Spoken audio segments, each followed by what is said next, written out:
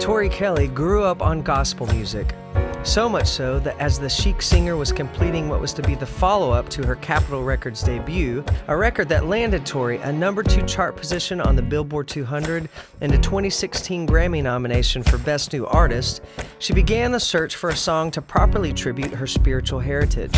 That pursuit led her to Kirk Franklin's doorstep in Dallas, and what began as a one-song partnership with the gospel icon evolved into a full-on album of gospel music, or as Franklin calls it, Hope Pop.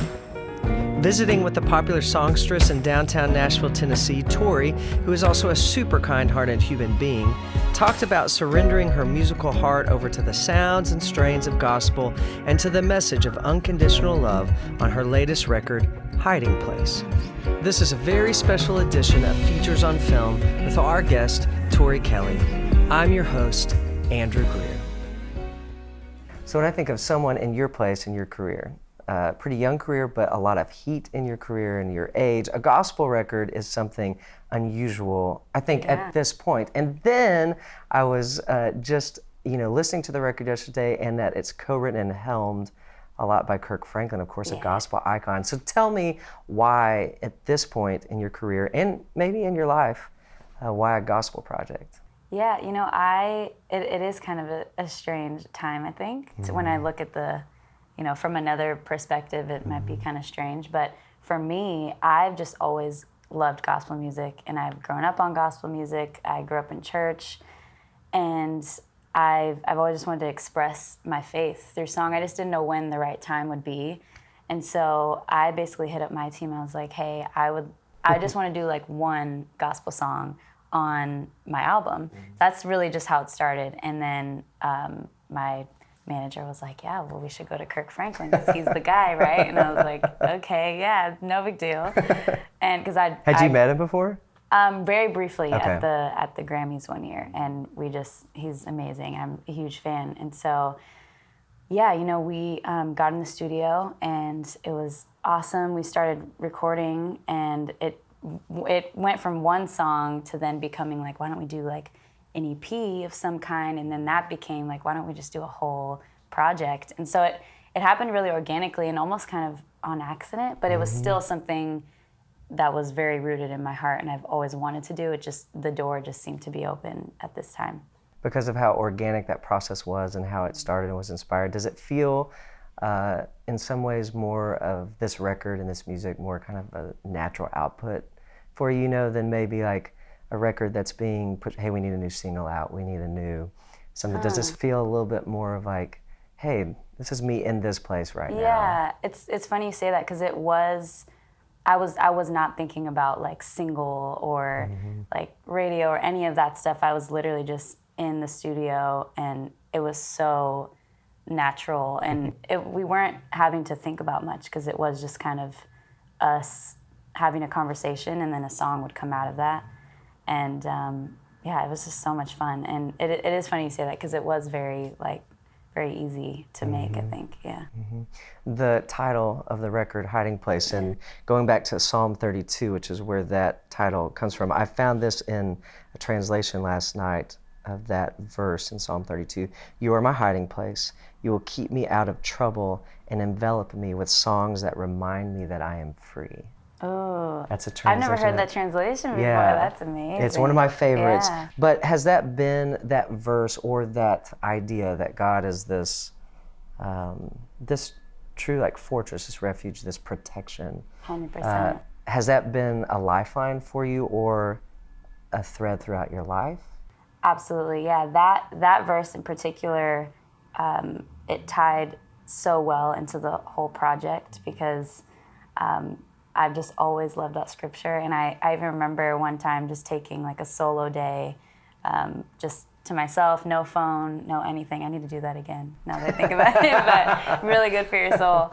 And I just took a solo day. I was like, I need to just unplug. And I remember that verse really sticking out, and I like drew this whole thing and just started getting all artsy. And it just really hit me. And just the idea that God actually surrounds us with songs, like the idea of even God like singing to us is just wild, and that he cares for us. And so that has definitely been a thread in my life, and that's a big reason why I wanted to call this whole project Hiding Place, because it is like a hiding place for me, just going to God and kind of getting out of the craziness of the world and all the pressures that we can feel just in this life that everybody feels. I think having that hiding place or that safe place to go has been incredible. And there's another song on the album called Psalm 42, and the line "There's a hiding place" is in that song too. So it kind of it went full circle for me, and it just kind of all tied together. Well, it seems in a way that music is also a hiding place. I think music, this medium that is so supernatural in a lot of ways. Yeah. It doesn't matter what you believe, your belief system, whether that's existent or non-existent. Music has a way, it seems like, even what you're talking about, being able to find this place of solace in God. Music, I think, has music always been for you that kind of thread to a deeper, lifestyle, and especially in your spiritual life? Yeah, absolutely. I mean, I think that's what's so beautiful about even just worship music. And, growing up in church, I remember just connecting. There's something so beautiful about song and God, and just like how we always have access to God and we can pray whenever, but I think when we worship through song, there's something powerful that happens. And yeah, just growing up and being a singer myself, I always feel His presence when I'm up on stage and when I'm performing, and so it is cool to have this project and all of these songs that I'll have with me forever, just in my catalog, and I can always kind of reach in to those songs in my back pocket, and go into a deeper place. Yeah. There's a quiet place that gives me peace when I'm alone with you. There's a hiding place. Your spirit's always there when I'm confused. Yeah. Only you can purify. All this world won't ever satisfy my heart. It cries, and as the deer pants for the water, so my soul needs you, Lord. With thirsty God, you're the living water, and my soul needs you, Lord, and needs you, Lord, need you, Lord, and need you,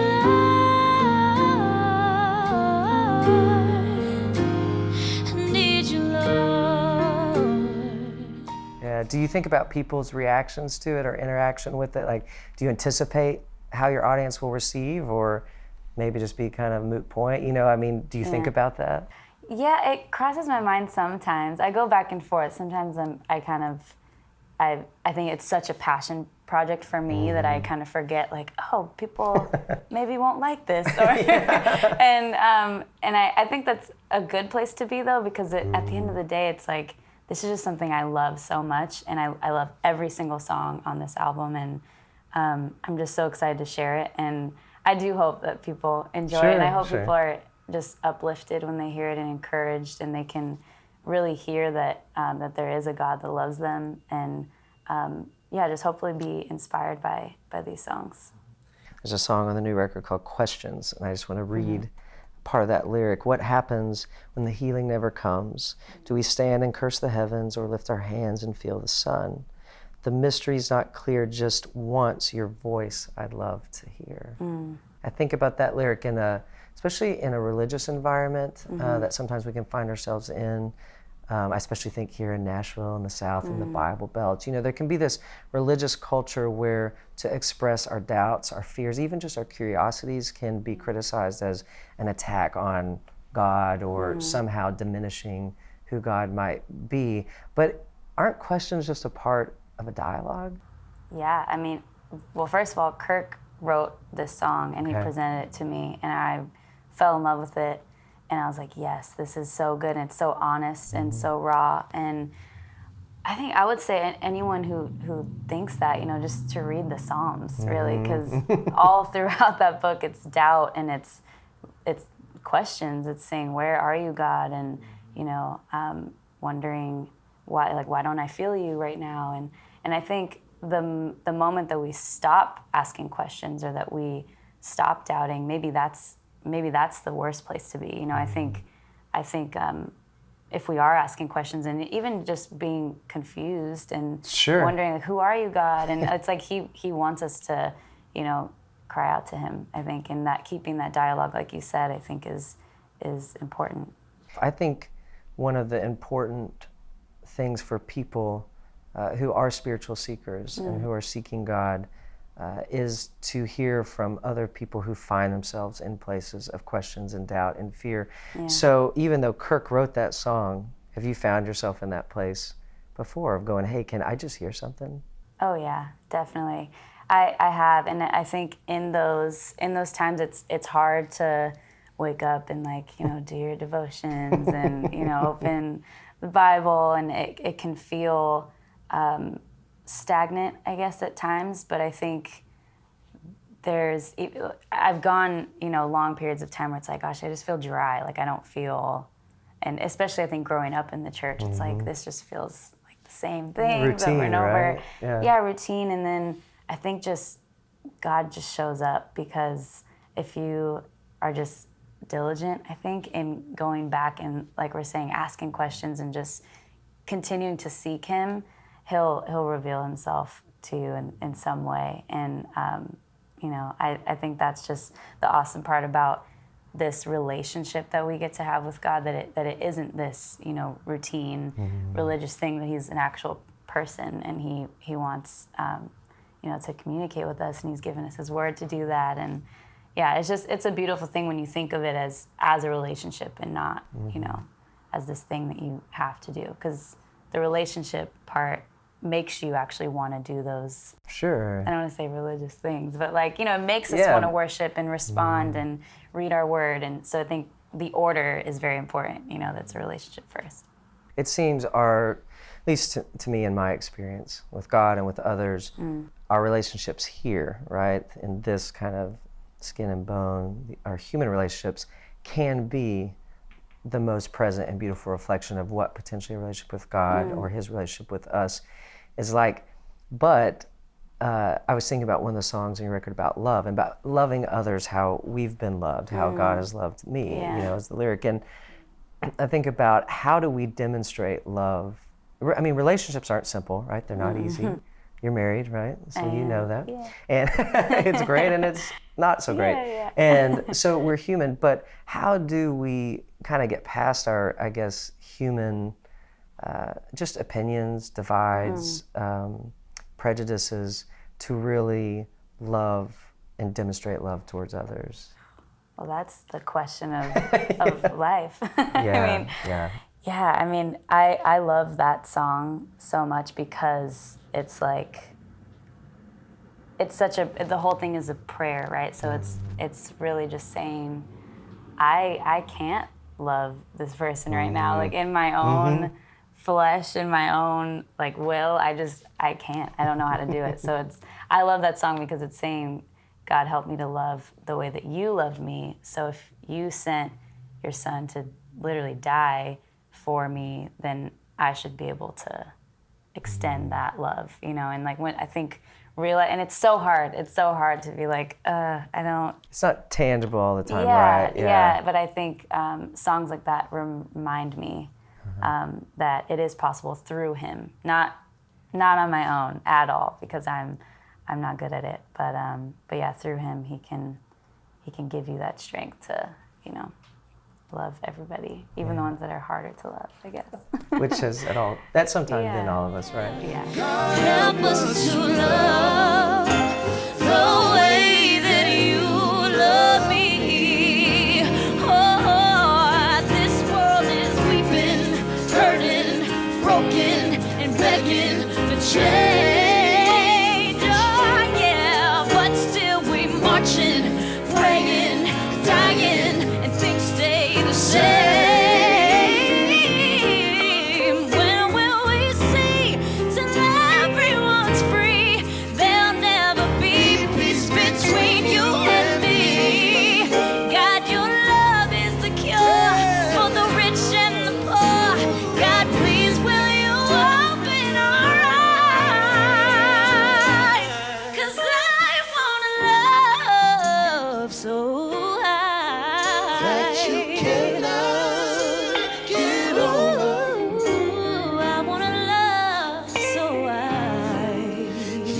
wait forever just to get around it. But it don't come cheap. It takes everything to make love more than a dream. God help us to love. Help us to love. God help us to love. We need your love. Fill us with your love. We need your love. Oh, we need love. God help us to love the way that you love me. Okay, so let's bring it back full circle. Someone who's always easy to love, Kirk Franklin. Oh yeah. Okay, so Easiest person. So he said, Yeah. I love this. This is a Kirk Franklin quote. It set, okay, so recording with Tori Kelly is what he's talking about here. This is what he's referencing. It set the bar for my whole career. He said something to the effect, Wow. I've recorded with Mary J. Blige, Bono, you know, all my these God. people. And recording with you set the bar for the rest of his career. What is that, just crazy. hearing that, you know? That's crazy. No, I just love that man so much. I think he's honestly become just like a mentor to me too, not just a producer that I've gotten to work with, and also someone I've been a fan of my whole life, but also just someone I look up to and someone I want to be around and learn from. And he and his wife have just poured into me and my husband, and have just really taken us under their wing. And so just aside from all the music, I think just him as a person, and the way he talks to people, and he's such a like, there you are type of person. Yeah. He's not like, here I am. I mean, he is like a performer still, Yeah, so he yeah, is like, you know, he he's got a draws thing. attention. Yeah. But he just cares so much. He genuinely cares about other people, and yeah, I have so many great things to say about him. I have not one bad thing to Yeah. say. So that means a lot that he would say that. That's really cool. Yeah. It's an honor. And he's so little, so he like Yeah. just stick him in your It's fun size. Fun size. fun size. Okay, yeah. Not little.